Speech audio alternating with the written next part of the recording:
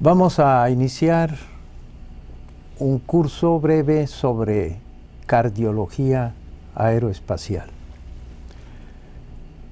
El Instituto Nacional de Cardiología Ignacio Chávez y en opinión de otros servicios se ha considerado de utilidad el que se revise, aunque sea en sus conceptos fundamentales, la fisiología del vuelo, es decir, el comportamiento del sistema cardiovascular y cardiopulmonar, también podría decirse, durante los vuelos en avión y durante la actividad espacial. ¿Por qué?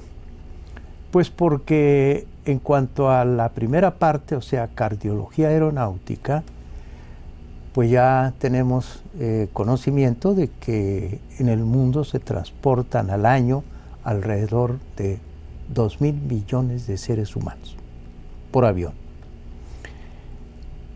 En México andamos sobre los 50 millones de pasajeros en un año. Y solo en el aeropuerto de la Ciudad de México se parten o llegan alrededor de 24 o 25 millones anuales. Es muy común que al médico y al cardiólogo en particular, cuando se trata de un cardiópata, se pregunte si puede o no puede hacer el viaje en avión. Y entonces es cuando debemos tener las bases para dar una respuesta apropiada. Porque hay muchos cardiópatas que pueden volar libremente, no hay ninguna restricción, pero hay otro tipo de circunstancias en las que el vuelo está formalmente contraindicado. Pero además, hay la circunstancia en nuestro país de que tenemos entre las dos grandes cordilleras una meseta central de la República Mexicana, a donde radica más de la mitad de la población del país, y está expuesta a una altitud que se llama altitud media, entre los 1.500 y 3.000 metros de altura. Y eso impone ya cambios fisiológicos, cambios anatómicos y cambios también en la patología, debido exclusivamente al medio ambiente ligeramente hipóxico que existe en esta región. Ahora, para los países andinos, para el Tíbet, para Nepal, a donde las poblaciones están por encima de los 4.000 y casi la mayor o buena parte de ellos llegan a los 5.000 metros de altura. Ahí se está hablando ya de la gran altitud. Y ahí sí, los cambios son muy ostensibles. Ahí sí cambia radicalmente la fisiología, la patología, la anatomía, incluso hasta la mentalidad de alguna manera del ser humano. Se calcula que en el mundo viven entre la altitud media y la gran altitud alrededor de 140 millones de seres humanos. Por todo esto, y porque además la investigación aérea y la investigación espacial ha aportado numerosos avances a la tecnología aplicable a la cardiología, es por lo que se considera de utilidad práctica el revisar estos conceptos de cardiología aeroespacial. Vamos a dividirlo en dos partes, que es la revisión de lo que pudiéramos llamar la actividad o el transporte aéreo. Serán unos 6, 7 u 8 temas, y el resto lo dedicaremos a la medicina o propiamente a la cardiología espacial. Empecemos entonces con la física de la atmósfera, porque es justamente donde se desplazan las naves aéreas. Esta hermosa fotografía, tomada desde unos 30.000 kilómetros, 40.000 kilómetros de distancia, es para no solamente admirar su belleza y ver la luna al fondo, sino para recordar algunas definiciones, porque atmósfera, hablamos de atmósfera, y esto como definición pues es la capa gaseosa que envuelve al planeta Tierra y a los demás planetas también. Pero hay otros términos que es conveniente recordar porque aparecen por ahí en algunos estudios, y es la biosfera. La biosfera es el espacio en que se mueven o se ocupan los seres vivos en general. La hidrosfera, pues es la zona que contiene agua, y hablamos de el estado sólido, el hielo en los polos, el estado líquido en los mares, los ríos, los lagos y demás. Y en estado gaseoso, las nubes, las neblinas, el vapor de agua en la atmósfera, la hidrosfera. La litosfera, pues es propiamente la superficie rocosa de la Tierra, las rocas, es la litosfera. Pero también hay otros términos que se manejan en los textos de medicina aeroespacial, como es la graviosfera. Eso quiere decir, es el espacio en el que ejerce fuerza gravitacional nuestro planeta. Y esa fuerza de atracción gravitacional se va hasta 1,5 millones de kilómetros de altura. Y también se habla de magnetosfera. Bueno, pues es el campo magnético terrestre, que pues lo veremos con un poco más de detalle adelante, pero no es otra cosa que ese campo magnético que desarrolla las corrientes eléctricas que se generan en el interior de nuestro planeta, en el manto y quizás en el núcleo de nuestro planeta, donde se establecen corrientes formidables de masa en el interior, y que debido al giro que tiene nuestro planeta sobre su eje, se crea un campo magnético exactamente igual al que vemos que se desarrolla en una barrita imantar, que va de polo a polo. Y ahí es donde se encuentra la mayor parte de la radiación cósmica suspendida. Y finalmente se habla de noósfera, de noos, del griego mente, y que sería el espacio que ocupa los seres humanos. Pues bien, con esas definiciones vamos a ver la composición de la atmósfera. Clásicamente se habla de que la composición de la atmósfera son solamente 3 componentes. El nitrógeno en un 79%, 78%. El oxígeno 21%.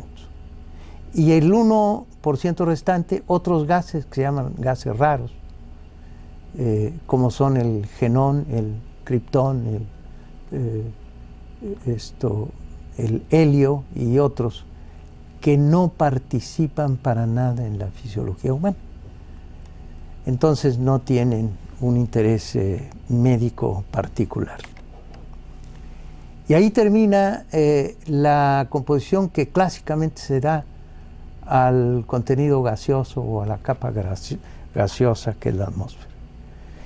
Pero ocurre que hay otros 3 gases que son importantísimos para la vida y para el clima en este planeta.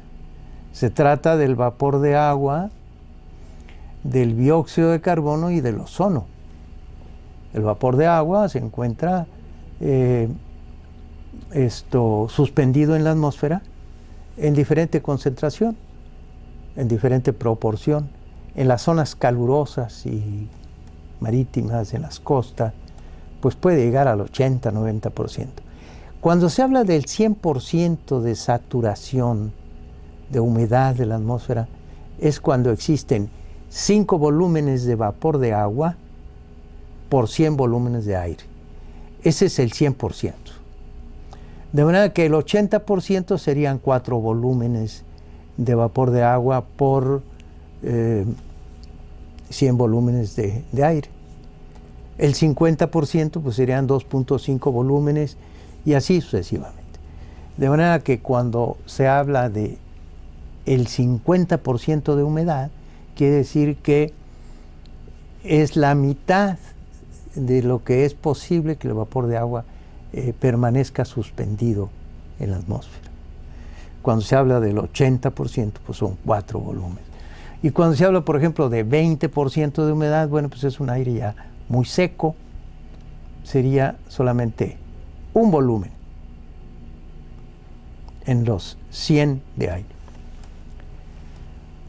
Pues esa es la composición de la atmósfera, pero se omite casi siempre hablar del ozono como parte constitutiva de la atmósfera, y es un gas importantísimo porque el ozono, un isótopo del hidrógeno, que es del oxígeno, es un oxígeno triatómico que se forma por la acción fotoquímica de la luz ultravioleta sobre el oxígeno suspendido en la atmósfera.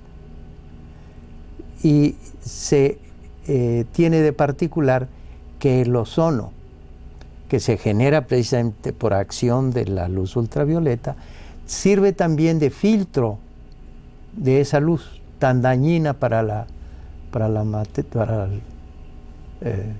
los seres vivos en una dosis excesiva y tan necesaria, desde luego, en una dosis apropiada, que es lo que permite precisamente esa capa de ozono tan diluida, porque apenas es, digamos, algunas partes por millón. Y sin embargo, el ozono, como decía, es fundamental para la vida. Y ocurre que debido a la contaminación del ambiente, la contaminación atmosférica, el ozono está ya ausente en todo lo que es la región del Polo Sur. Imagínense ustedes que la verdad tenemos suerte, porque de ser en otra parte del globo terráqueo, toda esa zona estaría o totalmente desértica, sin vida, o con problemas muy severos. Afortunadamente es en el Polo Sur, que es muy amplio y que superficialmente pues casi no existe la vida. Pues bien, eso es otro componente de la atmósfera. Y finalmente el dióxido de carbono, también en partes por millón. El dióxido de carbono es indispensable para el proceso de la fotosíntesis del reino vegetal. Y también, junto con el vapor de agua, son los gases en la atmósfera que controlan la temperatura de este planeta. Vamos a hablar brevemente sobre la subdivisión de la atmósfera. Por razones o de tipo físico-químico, la atmósfera se ha dividido en 4 zonas. La más estrecha, la que nos rodea directamente, es la troposfera, que no va más allá de los 12 kilómetros de altura. Sigue la estratosfera, que se extiende desde los 12 hasta los 50 kilómetros de altura. Luego viene la mesósfera, que va desde los 50 hasta los 80 kilómetros. Y finalmente la ionosfera, o algunos le llaman también termósfera, porque ahí se eleva la temperatura enormemente, que va de los 80 kilómetros hasta los 750 kilómetros de altura. Y algunos expertos en esta materia hablan de exósfera, o sea, esas pequeñas cantidad de moléculas que existen más allá de ese límite. Pero hablemos de la troposfera. La mayor parte de la navegación aérea se realiza precisamente en la troposfera. Pero vean ustedes lo que ocurre, que en la troposfera existen las nubes, a veces en bancos de nubes muy espesas, que interfieren con la seguridad, con la navegación aérea, y que imponen a veces turbulencias muy severas por las corrientes ascendentes o descendentes, o porque las nubes están muy cargadas, y eso hace el vuelo peligroso. Por eso los radares captan a tiempo los bancos de nubes más cargados, pues para evitarlos. Pues ahí está, a veces a una altitud considerable, justamente donde se desplazan actualmente las naves subsónicas y también las hipersónicas o supersónicas. Allí se escenifican las lluvias, tormentas a veces muy severas, las descargas eléctricas, los ciclones, los tornados, las nevadas, las granizadas.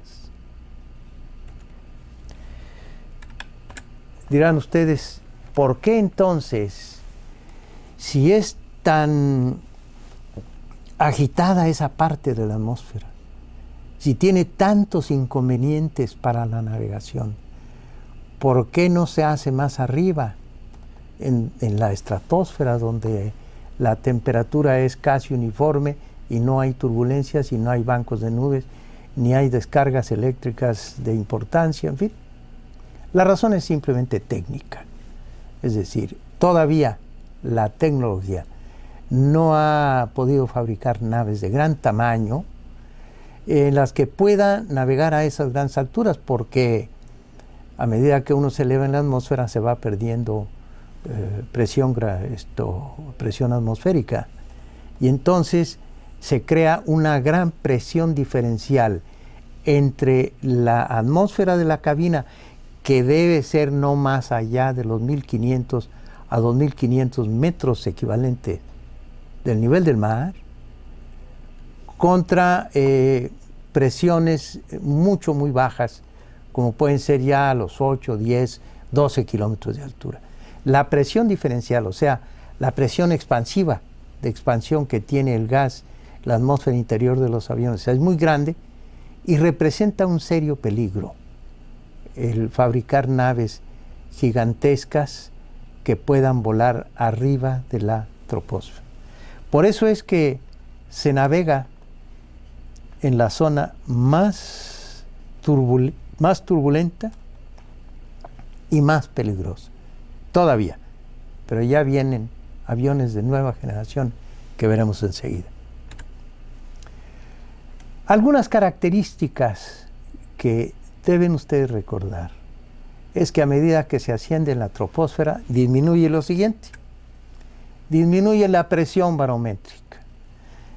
Si a nivel del mar la presión barométrica es de 760 milímetros de mercurio, a nivel de Ameca, por ejemplo, 3.000 metros sobre el nivel del mar, ya se pierde 1/3 de atmósfera.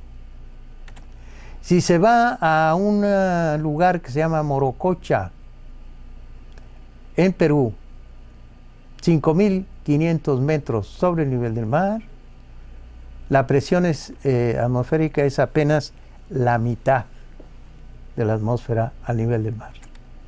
Y si vamos a la altura del Himalaya, bueno, a 8.500, más que el Himalaya en lo más alto está a 8.850 metros. Pero ya a 8.500 metros es solamente una tercera parte de la presión barométrica del nivel del mar. Y si a la altura en que vuelan este tipo de naves que son los 10.000 metros, será solamente un cuarto de atmósfera. Y si todavía vamos más arriba, a los 11.600 metros sobre el nivel del mar, es solo una quinta parte. Bueno, ¿qué importancia tiene eso? Pues mucha para la fisiología humana. El ser humano no puede ir arriba de unos centenares de metros sin tener problemas. De hecho, una persona que va subiendo en un globo o en una nave sin presurización, o cuando vamos en una carretera y vamos subiendo las cordilleras en los Andes o aquí en México, a los 1.500 metros de altura, la presión barométrica ha descendido a los 2.000, 2.500, 3.000 metros, de tal manera que ya hay expansión de gases por la ley de Boyle, que establece que el volumen de gas es inversamente proporcional a la presión que sobre él se ejerce. De manera que a medida que uno avanza en la altura, se van dilatando los gases. Y si tenemos una bula enfisematosa, o tenemos una caja del tímpano bloqueada, o alguna hernia estrangulada, etcétera, imagínense lo que va a ocurrir. Pues eso, esa es la importancia de saber que a medida que uno se eleva en la troposfera, va disminuyendo la presión barométrica. A todo esto, ¿qué es la presión barométrica? Pues es la presión que ejerce el aire como cuerpo físico que es, y debido a la atracción gravitacional de la Tierra, ejerce una presión. Es mayor a nivel del mar, abajo, porque es todo el peso del aire, todo el peso de la atmósfera, y va siendo cada vez menor a medida que uno se eleva en ella. La temperatura también se comporta de forma curiosa en la atmósfera.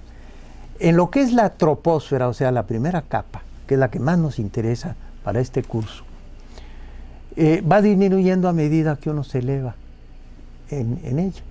De tal manera que ya para los 3.500, 4.000, 5.000 metros de altura, como es la cúspide de los volcanes en nuestro país, pues ya se da el punto de congelación, y por eso el vapor de agua que se encuentra en esa altura pues se congela, y es la parte de nieve que conocemos en las grandes montañas.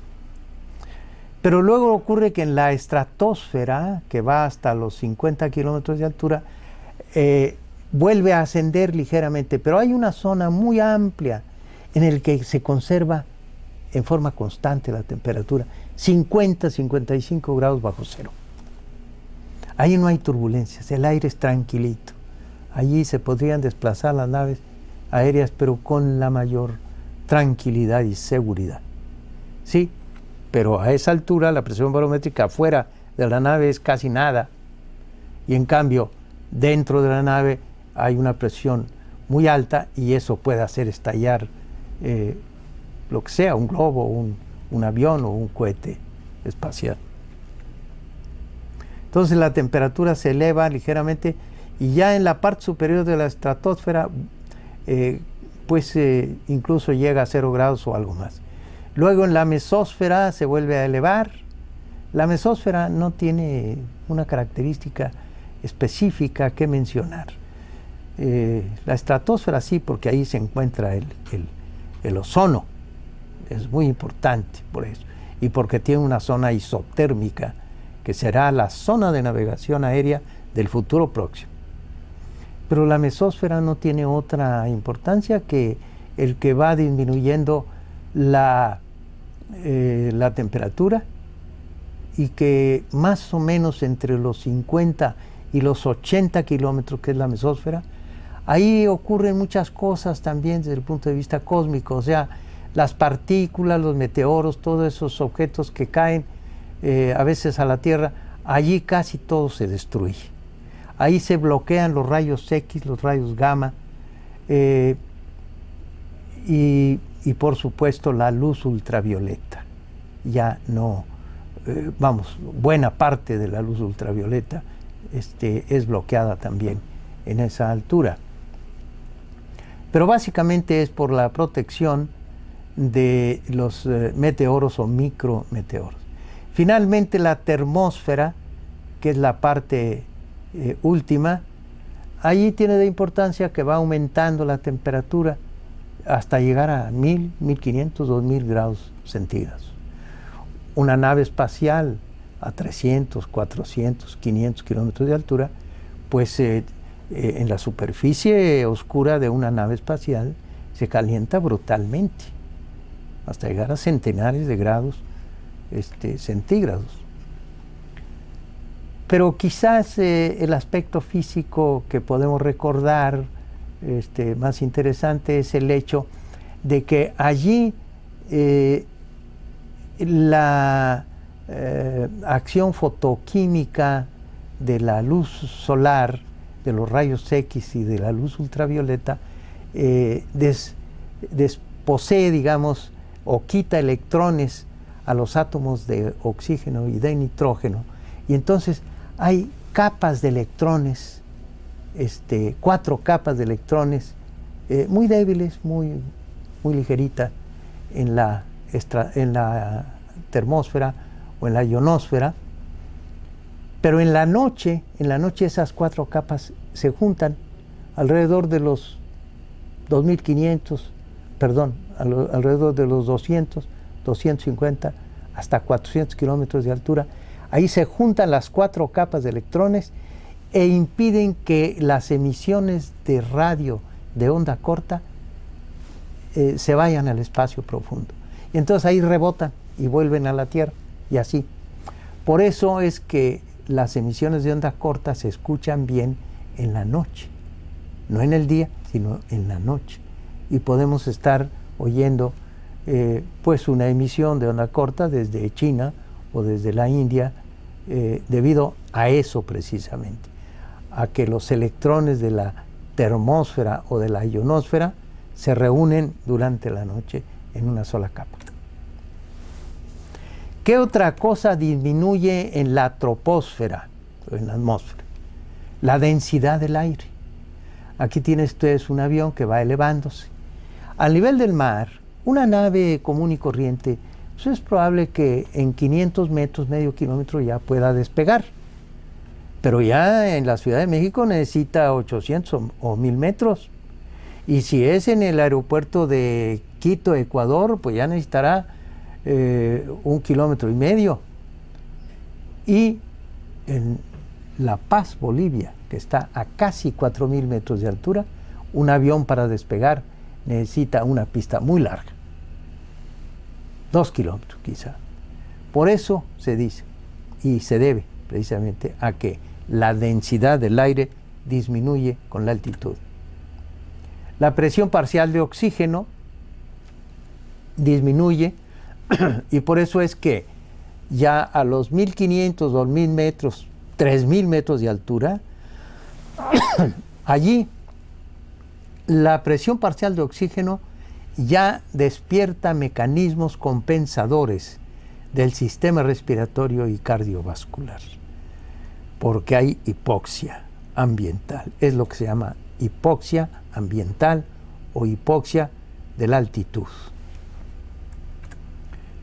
¿Qué otra cosa disminuye con la altura? Disminuye la humedad del aire. Si bien en el aire y a grandes alturas se ven nubes y nubes grandes, sin embargo el resto del aire es seco. Ustedes ven, por ejemplo, o han notado cuando vuelan en un avión durante varias horas, se reseca la piel, se resecan la mucosa nasofaríngea y respiratoria.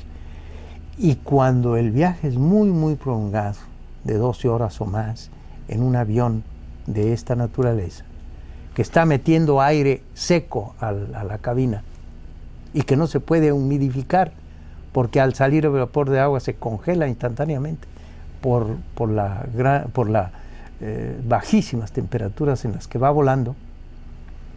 Por eso no se puede humidificar la atmósfera del interior de un avión. Entonces hay verdaderos estados de deshidratación. Si no se tiene la precaución de ingerir una buena cantidad de agua, litro, litro y medio, 2 litros durante una jornada de vuelo muy prolongada, verdaderamente se produce un estado de deshidratación. A medida que se asciende en la atmósfera, aumenta, ahora sí al revés, que aumenta la luminosidad, el reflejo de la luz solar sobre las nubes, el agua o los continentes. También aumenta el ozono, como hemos dicho. Y ya cuando se volaba, por ejemplo, en el Concorde, que ya está descontinuado, y ahora mismo cuando se vuela en esas grandes naves como los Airbus 380, que llevan 800, 900 y otros aviones que vienen que van a transportar hasta 1200 pasajeros a la vez, pues se va a volar a 12, 13 kilómetros de altura. Allí el ozono ya va siendo un poco más abundante y ya se ve en algunas zonas de la Tierra en el que el ozono está muy bajo, como por ejemplo en la zona de Los Ángeles. Habitualmente el ozono casi llega a la superficie, pues eso entra junto al aire de que los compresores meten a la cabina, y aunque el calor que se da en los compresores al meter el aire destruye buena parte del ozono, sucede que de todas maneras algo de ese gas entra a la cabina de pasajeros y produce irritación del árbol respiratorio. La radiación cósmica, esto es lo más importante. En los vuelos normales ahora, en aviones subsónicos, o sea, los aviones jet muy grandes y todo, pero que no superan la velocidad del sonido, por eso se llaman subsónicos, esos pues no van arriba de los 12 kilómetros, 13 cuando mucho. Y a esa altura la radiación cósmica procedente del Sol y del interior de la galaxia nuestra, de otras estrellas, es cada vez más abundante a medida que se eleva uno en la atmósfera. Pero debido a la presencia del campo magnético terrestre y a que parte de esa radiación cósmica se captura en el campo magnético terrestre, y hay dos cinturones de radiación que se llaman cinturones de Van Allen, el interior que es de protones y el exterior que es de electrones, uno más cargado alrededor de los 3.000 kilómetros de altura y otro cargado de electrones aproximadamente a los 18.000 kilómetros de altura. Esa radiación cósmica es muy, muy peligrosa y es muy abundante a esas grandes alturas. Y sin embargo, se ha visto que por la presencia del campo magnético, en los vuelos transpolares, puesto que las líneas del campo magnético descienden mucho en los polos, se acercan mucho a la superficie, allí se recibe una gran proporción de radiación cósmica. Por eso se recomienda en medicina aérea que los pilotos no deben volar continuamente zonas transpolares, hacerlo de vez en cuando. Los pasajeros habitualmente no tienen ese problema porque pues es raro el caso de que un pasajero esté volando continuamente en esas rutas. Pues bien, ya decíamos de la estratosfera, sus características, no nos vamos a detener más, de la mesósfera también, de la ionosfera o termósfera, y aquí es donde se escenifican fenómenos espectaculares que son las auroras polares. Aquí tienen ustedes una aurora polar en Canadá y en Alaska, y esto se debe a que el viento solar, o sea, ese material que continuamente está emanando de la superficie del Sol, choca contra las moléculas de la atmósfera superior y se crean estos grandes resplandores que son las auroras polares. Vamos a analizar rápidamente el interior de las cabinas de los aviones. Para que no haya trastornos de la fisiología humana importantes, los aviones deben conservar en el interior de su cabina, tanto de pilotos como de pasajeros, pues una presión razonable. Esa debe ser una presión equivalente entre 1.500 y 2.500 metros de altura. Cuando nos subimos de una zona baja en un avión y toma el vuelo de crucero, digamos, no conservamos la misma atmósfera del nivel del mar. Tampoco conservamos la atmósfera de la altura que llega el avión, no, sino que a determinado nivel se cierra, se fija en un nivel la atmósfera en el interior de la nave. Y entonces es el equivalente, como decía, entre 1.500 y 2.500 metros sobre el nivel del mar. Entonces, las cabinas deben tener un contenido de gases similar, desde luego, al que tiene la atmósfera terrestre. Solamente en contados casos de enfermos con limitaciones cardiovasculares o respiratorias muy severas se debe llevar oxígeno suplementario. Pero habitualmente dentro de la cabina de un avión de pasajeros, la persona sana generalmente ni cuenta se da. Y la mayor parte de los cardiópatas compensados tampoco sufren por la hipoxia ligera o moderada que se lleva dentro de una cabina. Ya decíamos que la humedad es relativamente baja en los aviones. También decíamos que pues, la luminosidad es muy abundante, pero basta con cerrar un poco las cortinillas. Las aceleraciones que se tienen en el viaje son mínimas en la aviación comercial o la aviación civil. El ruido pues es intenso en los extremos del avión, sobre todo hacia atrás. Y las vibraciones a veces son también muy severas, pero sobre todo son las turbulencias las que con mayor frecuencia trastornan nuestra fisiología. Pero en realidad no son muchas las restricciones ni los obstáculos que deban vencerse dentro de la cabina de un avión de pasajeros. Solamente enfermos graves, que ya mencionaremos en un capítulo cuando hablemos del transporte aéreo del cardiópata, veremos las condiciones peculiares de estos casos y lo que debe el cardiólogo recomendar.